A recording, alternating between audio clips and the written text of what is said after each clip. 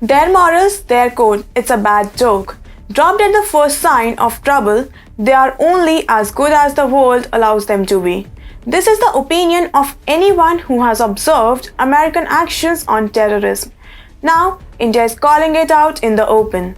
Hi and welcome to TFIPost. I'm your host Palak. If you're watching us on YouTube, please subscribe and press the bell icon to get all the latest updates. If you're watching us on Facebook, do like, share and follow the page. Let's begin. India is organizing the third edition of the No Money for Terror conference. 78 countries and multilateral organizations are participating in the conference. As you may have guessed from the name of the conference, Pakistan has refused to participate in it. Nonetheless, since both Pakistan and terrorism have become synonymous, at least in the global south, it was mentioned here as well. PM Modi himself took the onus of shaming it without naming it. He accused certain countries of providing political, ideological and financial support for terrorism. State support is the term he used for the government providing financial support to the terrorists. Referring to India's historical struggle to control Pak-based insurgency in Kashmir, he added that long before the world knew the term, India was a victim of it. PM Modi took the opportunity to float a new idea to curb terrorism. He had pitched for imposing costs on countries that promote it. International organizations must not think that the absence of war means peace. Proxy wars are also dangerous and violent. There must be a cost imposed on countries that support terrorism, said India's Prime Minister Narendra Modi. If the idea comes to the fruition, two power blocks of the modern world will be heavily fined. Currently, the United States and China are two of the biggest philanthropists and backers of terrorism. The only difference between them is that one is more subtle about it, while the other has compulsion to be open about it. America has been a historic supporter of Pakistan. Between 1948 and 2016, the US poured $78.3 billion into Pakistan. It needed Pakistan in its war on communism.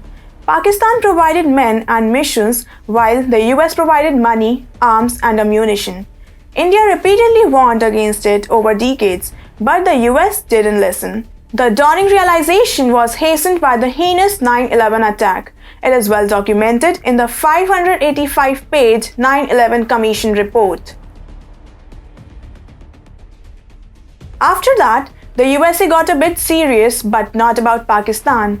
Instead, the Bush and later Obama administrations pressured countries like Saudi Arabia, Qatar, the UAE, Australia, and the EU to formulate anti-money laundering principles in their polity. On the other hand, Pakistan was given free rein in the name of fighting the Afghan war. Pakistan used it to launch a jihadi attack on India. From 2002 to 2010, American military assistance to the Pakistani setup was always well above $1 billion. In 2010, it was in fact $2.5 billion. It took Trump to stop it, but by that time, Pakistan had found another supportive partner in China. Both countries consider India a common enemy, so China keeps supporting Pakistan. China has gone way further by not supporting India's resolution on designating dreaded militants like Masood Azhar as terrorists. A large section of its $65 billion investment in CPEC is also being used to foster terrorism. USA also helped in removing Pakistan from the grey list of FATF, which was meant to regulate the acts of terrorism. As if there was a race between China and the US to promote terrorism, recently, the Biden administration approved the F-16 fighter jets fleet sustainment program worth over $450 million for the terrorist nation. EAM S. Jaishankar had pointed out the foolishness of the American defense of the deal. Once is a mistake, twice is a coincidence, and thrice is a pattern. India identifies this pattern. India is aware of it. With the presidency of the 19-member G20 and the power to invite 20 to 25 more countries, India has the opportunity to drive the real narrative. It has begun in grandiose fashion.